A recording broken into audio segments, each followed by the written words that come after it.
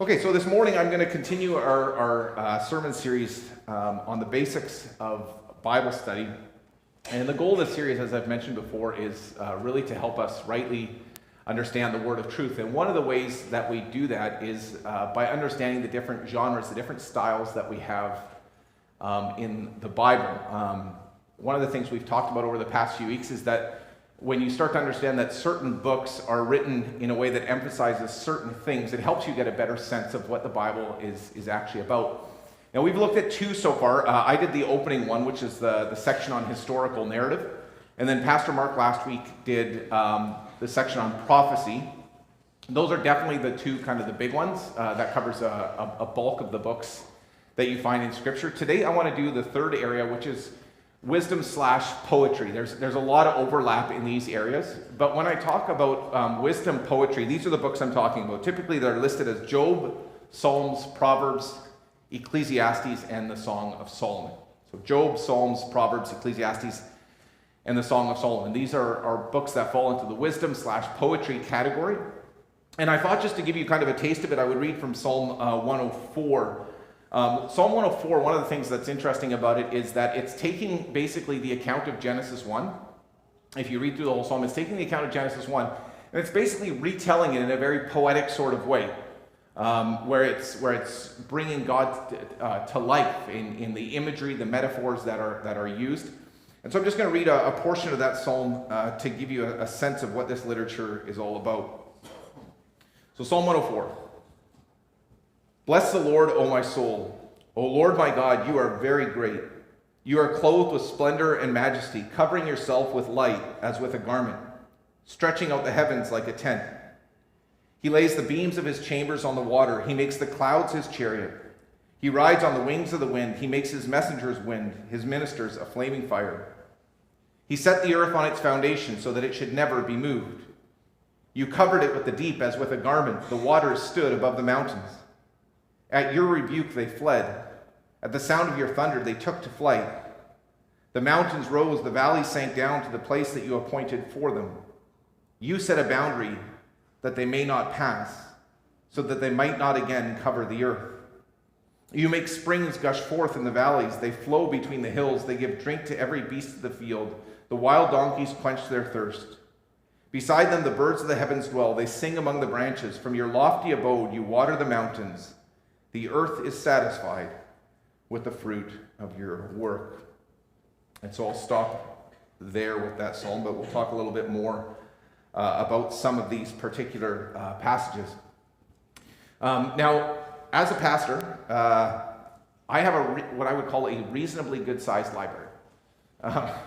Some of you who have been over to my house, if you've been to the office, I have a room that is kind of devoted to that. There are, I don't want to count, but there's a fair few books in there. Now, one thing that you probably will not find in any of those books is poetry. And I blame my lack of interest in poetry on my high school background. Okay, because when I was in high school, I think they still do this now. You have to study like Romeo and Juliet. Is that still the case? Am I getting, yeah, people are like, okay. Well, so I had to study Romeo and Juliet when I was in school. And it was all just kind of strange to me. I thought it was a little bit weird. If you've forgotten what Romeo and Juliet was like, here, we're going to give you a little sampling, okay? Lady Capulet here is speaking to Juliet about the fact that her, potential love, Paris, is going to be at the ball. And she says, this precious book of love, this unbound lover, to beautify him only lacks a cover. The fish lives in the sea and 'tis much pride, for fair without the fair within to hide.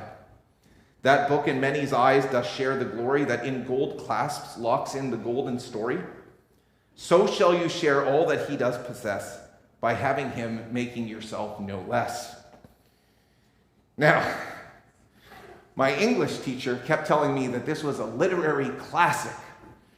I thought it was all just a bit strange. But here's what I've come to realize as a pastor. A lot of people look at the wisdom and the poetry literature of the Bible the same way.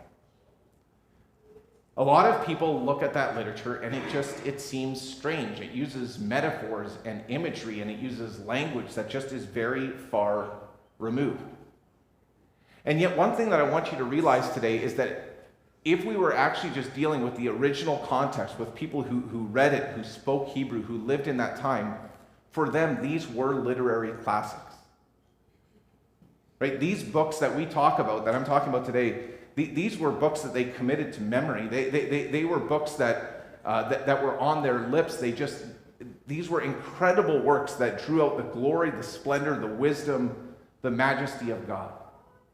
The challenge for us is to learn to appreciate them as literary classics. In some ways, the same way that my English teacher was trying to teach me to make them and understand them as literary classics. And so today I want to try and help us get a better sense of what these particular books are all about, this wisdom and poetry literature. So I'm going to look at three things, kind of following the theme, the approach that we've taken. I want to talk about some of the features, then talk a little bit about some of the dangers to avoid when applying this, because I think we have a lot of dangers that we need to avoid. And then also talk a little bit about some of the principles. How do we apply this? So first of all, let's talk about some features. One of the main features, imagery. I think more than any other genre, this genre has like some pretty wild imagery. The language that is used, one of my favorite that I like to quote from when making this example is the Song of Solomon. Song of Solomon, this incredible love story between a husband and a wife, and at one point the husband says, "Your hair is like a flock of goats leaping down the slopes of Gilead. Your teeth are like a flock of shorn ewes that have come up from the washing, all of which bear twins, and not one among them has lost its young. Your lips are like a scarlet thread, and your mouth is lovely. Your cheeks are like halves of a pomegranate." And I think I'll stop there. Right? It's this incredible language that's used. Now, husbands, if you've ever tried to use this analogy on your wife, it tends to fall flat. But the thing about it is, this is very, very symptomatic of wisdom and poetry literature. Right? It uses these powerful, these very, very rich kind of metaphors. And our challenge is to try and understand the imagery of it, to understand why would they use the language, the pictures that they use. I won't say much more about that because imagery is something we touch on a lot. Themes. Let's talk for a minute about themes. There are a number. This is not an all-encompassing list of themes, but I do want to point out just a couple of the major ones. Certainly praise is very, very big in terms of, especially I would say the Psalms. You have certain sections, so for example, Psalms 145 through 150, they're all just strictly written as psalms of praise, to lift up, to magnify God. So that's one really theme. But there are others that are significant. So like things of lament. One of the things, and we'll talk about this a bit more, one of the things about this literature is it's very, very real. This genre is very real about human suffering and struggling. Doesn't sugarcoat it at all. Probably one of the sharpest examples of this is Psalm 88, which is exclusively just about the brokenness and the darkness of life. Someone who is just struggling immensely.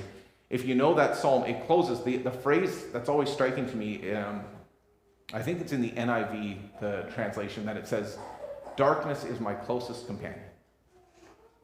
That's how the psalm ends, right? But it's written to be very, very real about things that are hard, things that are struggles. So lament is one. Love is another one. That would be very dominant in Song of Solomon. And I think we need to recognize that it is a song that is intended to highlight the beauty of marriage, and particularly the beauty of loyalty and faithfulness in marriage. So there's a real dominant theme there. You have hope, themes of hope for people who are struggling a lot. The book of Job is helpful here.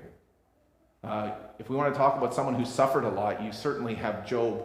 And then in Job 19, you have just these little kind of gospel nuggets. In Job 19, he says, "For I know that my Redeemer lives, and at the last he will stand upon the earth. And after my skin has thus been destroyed, yet in my flesh I will see God." Right? So you have certainly genres that are written to provide hope. Doubts. That's a theme that you certainly see in the book of Ecclesiastes, for example. One of the things I love as a preacher of the Bible is the fact that these genres, they deal with the things that we actually deal with. They deal with the questions that people have, the fact that there are questions about the purpose of life and the things that God is doing. And so Ecclesiastes, he starts off, vanity of vanities, everything's vanity. I don't get it at all, right? That's what the book is all about. And then wisdom, I would use the Proverbs in particular. Things like the fear of the Lord. The fear of the Lord is the beginning of knowledge. That's a dominant theme in the book of Proverbs. So I think it's good to get a sense of the different themes, understand what you're looking for. But in particular, what stands out, the most dominant feature of this particular genre is structure. And I want to spend a little bit of time just explaining some of the structures to you, because some of them would be picked up on very, very quickly. If you were in the original culture and context and you read Hebrew, they would read it and they would see the structure instantly. It's a little bit harder when you got your English version. But I want to point these out because I think if you're aware of them, you will see more of it. So here's a couple of structures that stand out. So parallelism is very, very prominent. And what I mean by parallelism is, I think they would call it in my English class, I learned a few things. I think they like the idea of a couplet. So you have two lines that are working together. And you will find that all the time. So you'll have, the book of Proverbs. Essentially, the whole book of Proverbs is about these two-line combinations. And they're put together typically in three different ways. They either are kind of complementing idea. They're two lines that complement each other. They either emphasize each other. So the first line says something, and then the second line really builds on that. Or they contrast each other. The one line says something, and then the other is just a sharp contrast to that. Proverbs 12, verse 28 would be an example of a complement, right? In the path of righteousness is life, and in its pathway there is no death. The reason it's written this way is basically to say the same thing twice. It's an intentional tool to try and build that. So you're going to see tons and tons of parallelism. It is the most dominant structural feature that you're going to see. Second structure is the one that you're going to have the hardest problem seeing. And that's because when we're talking about acrostic psalms, we're talking about, or poems I should say, acrostic poems are ones that are written with a different letter of the Hebrew alphabet, starting either each line or each section. Now if you're reading your English Bibles, that's tough to pick up on. Okay, that's a challenge. But there are certain passages which are really known for this. So for example, Psalm 119 is probably the preeminent example of an acrostic psalm, right? Psalm 119 broken into 22 different sections because there are 22 letters in the Hebrew alphabet. And every single section starts with the same letter of that section, right? So the first one is Aleph. Every single line is going to start with that letter. I say that because I don't think, we read something like Psalm 119 and we go, wow, that's a really long psalm. Right? Don't read it all at one dinner setting. But I think we need to recognize that as far as the writers were going, they were incredibly gifted. They weren't just inspired. They were incredibly gifted writers. And so they write this entire psalm with all of this structure built into it, right? It's a pretty incredible work. Another one is Proverbs 31. We always think, oh, well, Proverbs 31, the wife that everybody wants, right? Like this is, some of us have, okay? So, right, Proverbs 31. But one of the things that's interesting about it is that from verse 10 on, it's an acrostic psalm, right? So from verse 10 on, if you look at it, you can count it out for yourself. From verse 10 on, every single line starts with the next letter of the Hebrew alphabet. It's a very, very well-written psalm. So that's acrostic. You can tell in certain psalms, but I just say that to say these are really, really well-written genres. The last one is what I would call the most debated structure. And this is what we call a chiastic structure. A chiastic structure it's like an Oreo cookie, okay? That's how you got to understand it. So with an Oreo cookie, you got the things on the outside, right? And then you got the good stuff in the middle, right? Outside. And that's kind of how a chiastic structure works. So a chiastic structure, you're going to have your first line, let's say, of the psalm and your last line of the psalm, and they're going to have a lot of parallels. And then as you work into the next line and the next line up, they're parallel, and they work. And then right in the middle, you're going to have the heart of the psalm, the heart of the poem. That's the point that it's trying to really emphasize. So that's how chiastic structures work. They build towards the middle, and then they drive home a point. The only reason I call them debatable is because you're going to have certain people who find chiastic structures in everything. Like they're opening the book of Deuteronomy, they're like, yeah, got a chiastic structure right there. And you're like, I don't think you're reaching for that. There are some that are more obvious. So Psalm 1, for example, is a much more noted chiastic psalm. So I have an example of it here on the screen. The last line of Psalm 1 verse 6 is just the conclusion. But if you look at verse 1 and 5 and you actually kind of map them out, you see strong parallels in every single line. And it's basically comparing the life of the righteous person, the blessed man, and the ungodly person. Those are the two parallels. And they're building towards the middle. And the main difference then in Psalm 1 is this idea of where are you planted, right? Are you a tree that's planted by streams of water?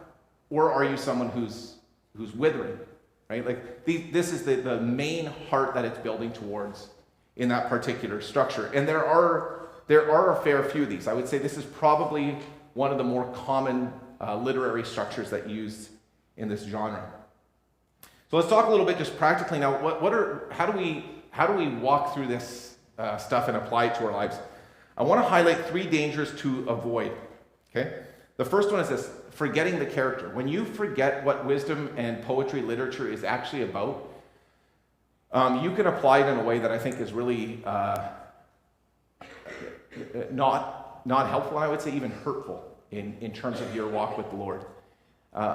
For me, one of the prime examples of this is Proverbs 22, verse 6, which says, "Train up a child in the way that he should go, and even when he is old, he will not depart from it." Now, this proverb, what you need to understand is that it's intended to convey a general principle.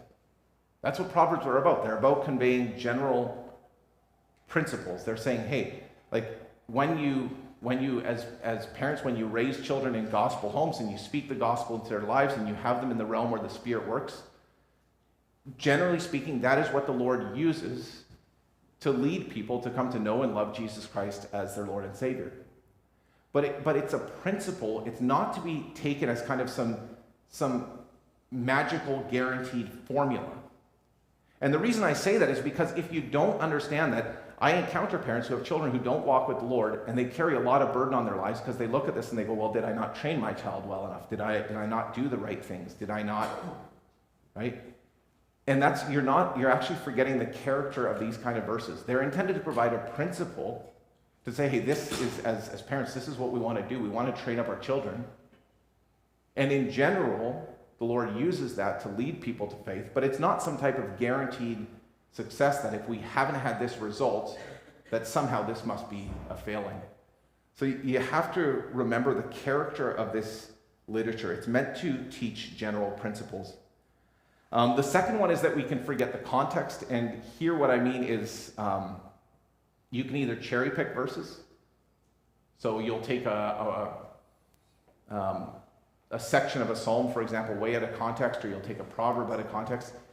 And related to that, they're sometimes read way too literally, right? So you're not thinking of the context. The book of Job, this is one that I'll just use as an example. He says, "Keep listening to the thunder of his voice and the rumbling that comes from his mouth. Under the whole heaven he lets it go, and his lightning to the corners of the earth." Now, for a long time, when there was kind of this strong view of kind of the earth being flat, these would be the kind of biblical texts that were referred to say, like, these are clearly the Bible here is talking about the corners of the earth. But we're taking then kind of our understanding and imposing that on the text. What you have to understand is that back then they had no idea of like the universe, the globe. The word that they're using there for corners is a word that actually is probably the most close translation, I think, is like a wingspan, right? And so all they're talking about is saying, hey, from our perspective, living in that time and in that place, we're saying that when the lightning goes out, it goes out as far as we can possibly see. It's not meant to be said, hey, we'll take that literally, especially in your English translation, as, okay, the earth must be flat, has 4 corners, that type of thing. Right? So this stuff, we have to learn to read it from the perspective of when it was written. Last one is this: forgetting the cross. That would be the last danger. And what I mean by this is that you take a proverb, or you take a psalm, or you take something from the book of Job, and you just immediately apply it to your life. If you remember anything from this particular genre, I would say this. When you take the text and you directly apply it to your life without going through the cross, you always get moralism. I'll just say that again. When you take the text and you apply it just directly to your life without driving it through the cross, you always get moralism. And an example of this would be Psalm 15. I talked about this just a couple weeks ago, I think during a question. Psalm 15 has this psalm. It begins with, O Lord, who shall sojourn in your tent? Who shall dwell on your holy hill? He who walks blamelessly and does what is right. And then it just goes on at length to talk about this very righteous person. Now, if you take that and you just apply it directly to your life, all of a sudden you go, I'm never going to sojourn in God's tent. I'm not going to dwell on his holy hill because I'm not blameless. I'm not righteous. I don't match any of these qualifications. And you end up with a very moralistic view, which is like, well, I guess I need to do better and try harder and be more blameless, etc., so that I can have this reward. That's what happens when you don't take it through the cross.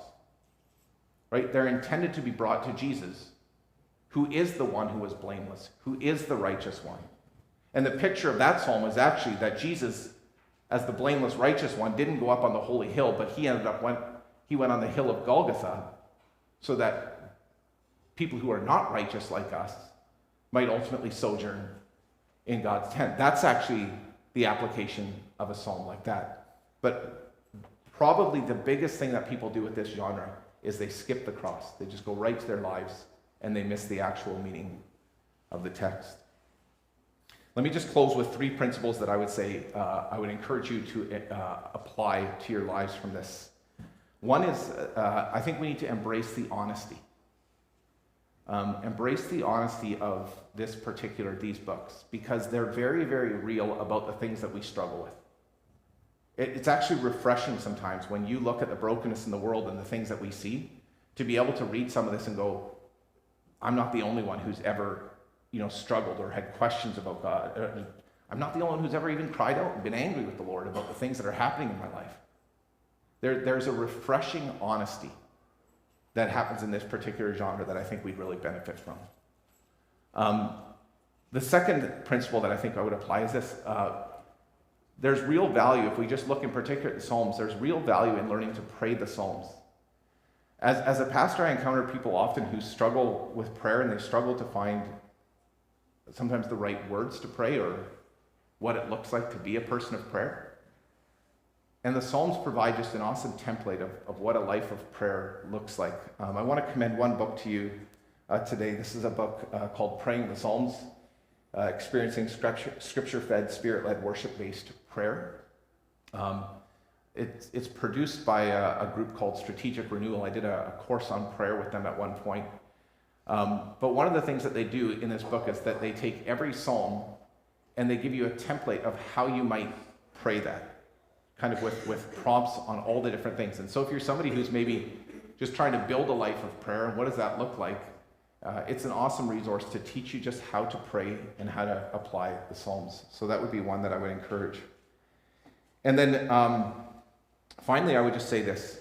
Look for Jesus in the wisdom and poetry literature, right? Jesus is the wisdom of God, right? That's what the New Testament teaches. Jesus is ultimately the embodiment of the wisdom of God. And so as we read this poetry and as we see this wisdom literature, like every genre, it's ultimately meant to lead us to Jesus.